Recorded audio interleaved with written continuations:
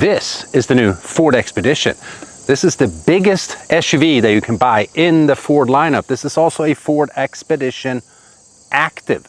And what that means is that it's the entry level or the base model. And in today's video, I'm going to explain why, probably for the first time that I'm making a car review ever, why the entry level or the base model of a vehicle is actually the best value. For anyone that's followed my channel for a long time, you guys know that I started off as a Ford salesman at Moon Township Ford way back in the day. It's actually over 10 years ago now.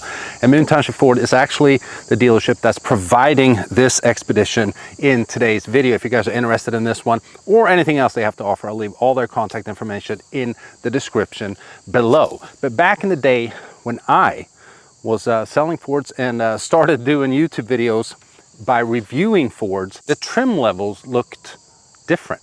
So no longer do you have an XL. Technically there is an XL for this, but it's only for fleet customers. So us regular people, we can't really buy that. So we're not really going to mention that much in today's video.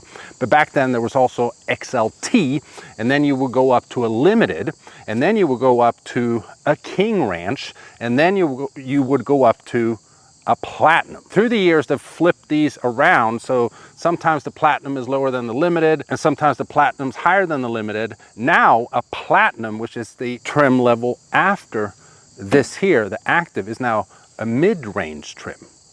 After that, we also have a Tremor, and then we have the King Ranch. But like we said, in today's video, we're going to talk about the entry-level version, which is this, the Active. And you get so much for the money, as we're going to see later on in the video, with the interior and the technical features and so on, that you just would not get back in the day, especially not for an entry-level trim. So for 2025, we got a whole new front end.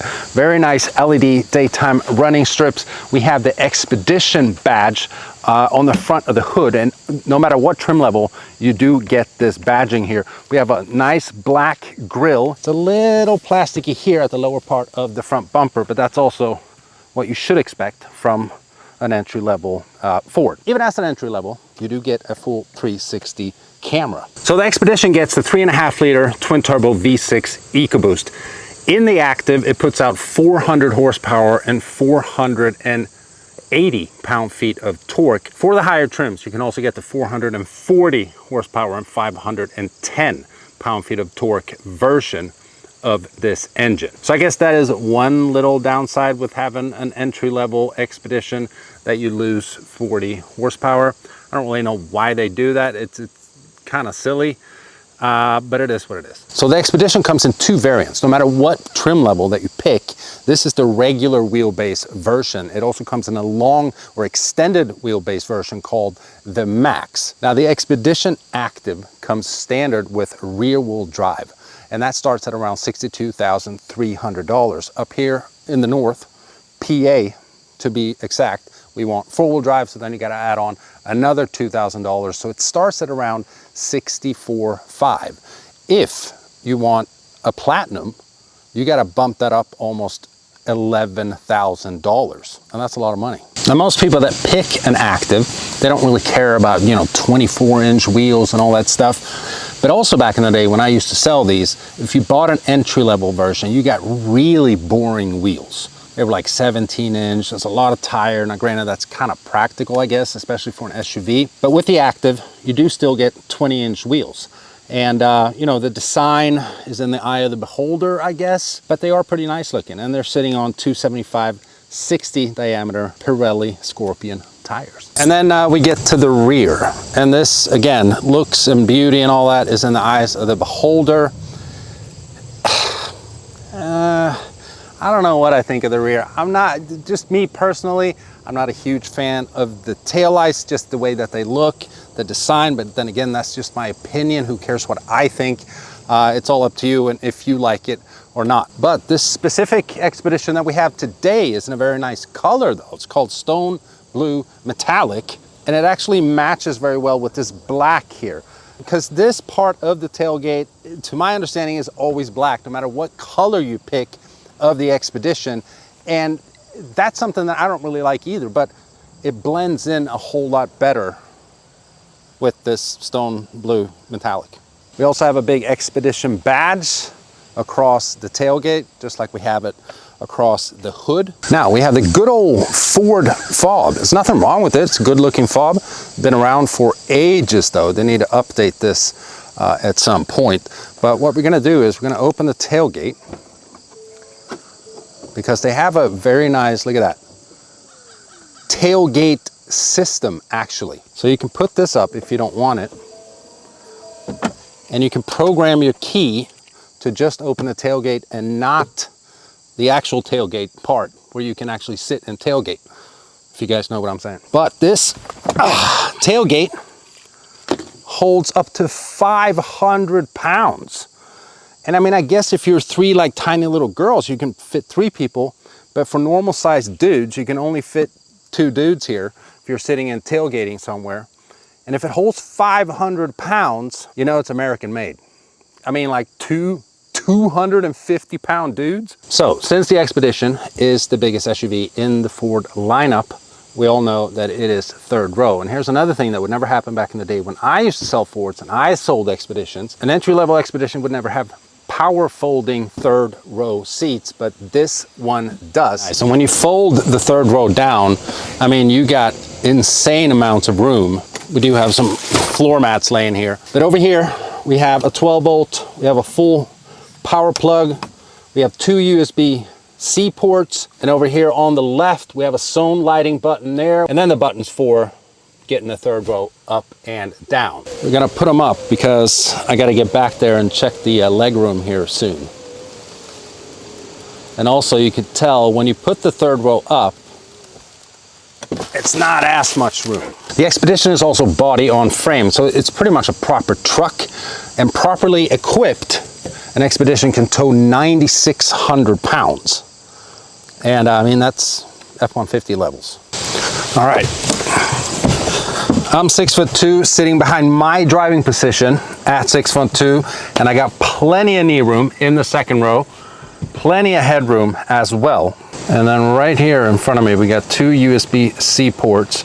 We have our own climate control buttons right there. We have a full power plug in the back here. And this is pretty cool as well. I'm pretty sure this is made for, you know, kids or anyone being able to put an iPad right there, and it kind of chisels in right between here, which it's ingenious in my opinion. The seats are very nice and very comfortable. We got big armrests as well. And this one is with the captain's seats, and this is the standard version of the Expedition. You can spec it though with a bench seat, so you get an extra spot. And that is if, you know, you and the missus have been getting really busy and you have 5 kids. All right, moves front and back. And you just pull this here, and you can enter the third row, where you also have plenty of room. I'm gonna pull the seat back. I mean, look at this. Plenty of knee room. Now, granted, the seat is pushed up, so even if it comes back for a third row, you got plenty of room back here. And it actually reclines. You have 2 cup holders, a little cubby space right there. Yeah, it's very comfortable here. I like it. So to get out, we'll use the little aisle. All right, so let's hop in the driver's seat, because, you know, this is where you're gonna be spending most of your time, and it's really nice in here. Again, for an entry level, it is pretty sweet. So we'll start here at the door. We got red stitching here. Got soft leather right here. Soft up here as well, even though it looks a little plasticky, it's not. We got speaker and just our controls for the windows. We got 2 different cup holders right there. We got a little cubby and cubby right over here. Now, I don't know how this is coming out on the lens, because there's pixels in this LED screen, and many times it doesn't agree with the lens of a camera. But we got a 24-inch screen up top here, and it sits higher than a instrument cluster usually does. Now, the Expedition's Prep Your Cousin, which is the Lincoln Navigator, has a 48-inch screen that stretches all the way to the end there, which is definitely nice looking and it's cool.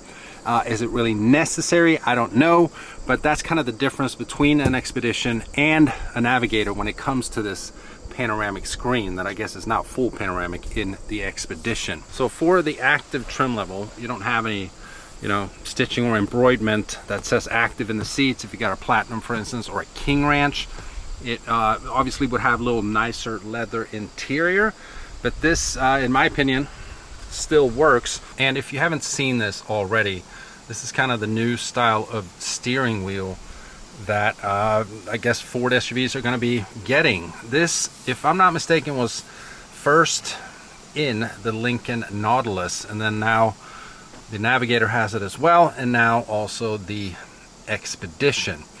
And I mean, it takes I guess a little getting used to. I'm fine with it. It's fine. It's a little oval shaped, not quite as oval as the Ford logo there, but it is a nice steering wheel.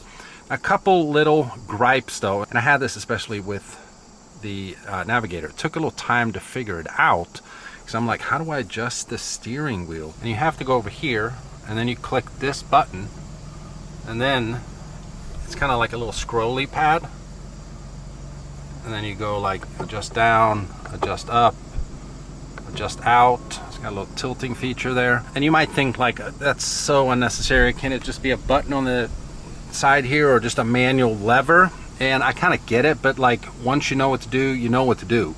And it has memory settings for, you know, you and your wife or whatever, and every time you get in the vehicle, you know, it auto sets to your settings, so you don't really have to think about it. But it's still kind of like, I'm not much for these like touchy pads and stuff. And then over here we have a button, and that's basically just for the cruise control and lane keeping system off and on. As you can see here, there's like room for other features, but since this is an active, I guess you don't get all the techie features. And then here we have a little radar, and this thing keeps an eye on your eyeballs, and it's for Ford's Blue Cruise, which is basically hands-free driving. So here we have the infotainment screen. It is the Sync 4. It's a very good system. One little gripe that I have with it though is, at least with this model here, is that you have to go into the touchscreen to, for instance, mess around with your lighting. Like if you want to turn the parking lights on, automatics, turn off headlamps. Now, granted, you can flash people right here as normal, but you have to go in here and do a lot of stuff like the heated seats, the heated steering wheel. You don't get cooled seats. You have to jump up to a Platinum to get the cooled or the ventilated seats. And all your climate stuff is here. So the climate speed, which, you know, I'm like, kind of, can't you have just physical buttons right here? Which there are some, and this is for the auto start stop. We do have a button for the 360 camera though, and this thing is excellent. Like we said in the beginning, even though the Active is an, you know, entry-level trim, you do get a 360 camera, and you can do all kinds of stuff with this. One thing that I like is this one right here. So even when you're driving, you can have the two blind spots on the screen at all times. The home screen is just kind of where you sync your phone, and you can have Google Maps up, and then this button right here is for all your settings, driver memory, valet mode settings, and just vehicle status. Then it has all these apps. I mean, you can play video games on here, look at YouTube. Now here's the gear selector. It's the rotator dial type of gear selector. It does have a manual mode, but to shift in manual mode, you have to like sit and like use these buttons. I mean, I can't see anyone doing that. That is kind of stupid. I like this SUV a lot, but that's dumb. Anyhow, it's piano black right here. We have a volume button. If we go over here, what I do like is that they kind of hid the Pro Trailer Backup Assist right there, so you don't have to look at that button at all time. But in here we have wireless charging for your phone. You have a USB port and USB-C. 2 cup holders. You can open this. We got a big cubby right here, a lot of room. You got 2 USB-C ports down there. We have a 12 volt as well, and this is really cool. So even though, again, this is an entry-level Expedition, we got power buttons right here to scoot this whole part back, and then we got tons of room right here. I mean, you can keep a lot of stuff here, like a purse, a small bag, all kinds of whatever. You can, I guess, keep a, or you know what? maybe not.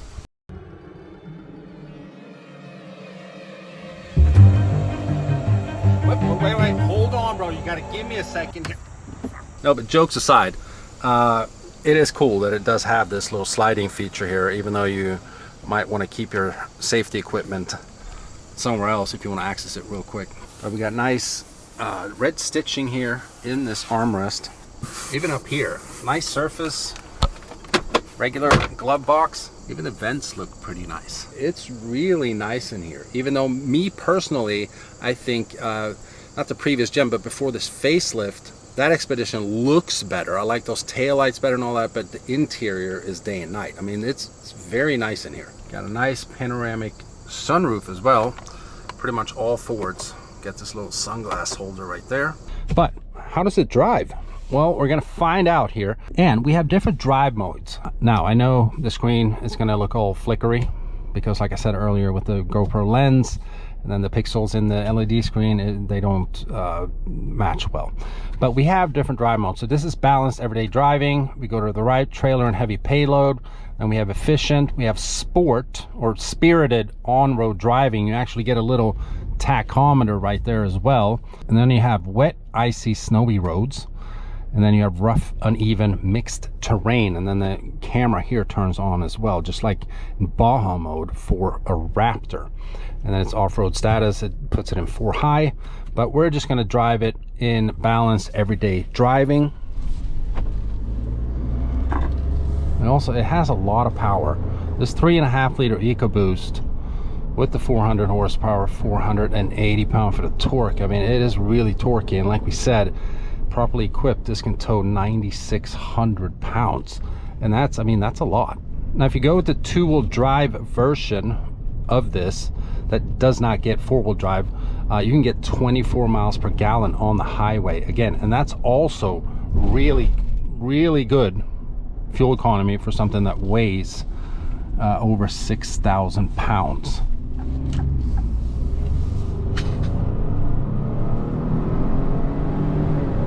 Yeah, it definitely has them up and go. And just like you would expect from a new modern luxury SUV, it's very quiet in here. The ride is extremely soft. It just does everything that a vehicle like this needs to do. So if you buy something like this, you either tug a lot of friends around all the time, like you're always the DD, but 99% of the time you just have a big family and you need to be able to fit all the kiddos, and you got to be able to keep them safe, have all the power plugs that they need for all the iPads and phones. So when you're using your turn signal, obviously we have blind spot information systems and all that, like every car has nowadays. But up on this 24-inch screen, it also turns on a camera so you can see your blind spot on the screen, whether you're turning left or right. And then also you can have the split vision between the 2 mirrors on the screen at all times. So you definitely don't have an excuse for, you know, crashing while making a turn or switching lanes or anything like that. So I'm trying to see if I get used to the steering wheel or not. I mean, I like the look of it and the design, and I think I would easily get used to it. It's just that it's not, you know, round up top like you're used to. It's not quite a Tesla yoke, because that doesn't have a top at all. Yeah, it's the future, I guess. I don't know, it looks cool. It is leather wrapped as well, so it's nice to touch. Yeah, I can't really find any downsides with the new Expedition. It's extremely nice to drive, has all the room that you need, and the active trim that we're filming today has pretty much every feature that you might need as well. Again, if you go to a Platinum with the Plus package, you can get massaging seats as well, but you're like over 80 grand. I mean, it's just like minor things that you're missing, like cooled seats, massaging seats. I've owned 2 cars with massaging seats. I never use them because they suck. The massage in itself is just, it's not good enough. So I personally don't need that. What do you guys think? I'm not going to drag this video out for much longer. I hope you guys enjoyed it. Let me know what your favorite feature of the new Expedition is. And I'll see you in the next one. Bye-bye.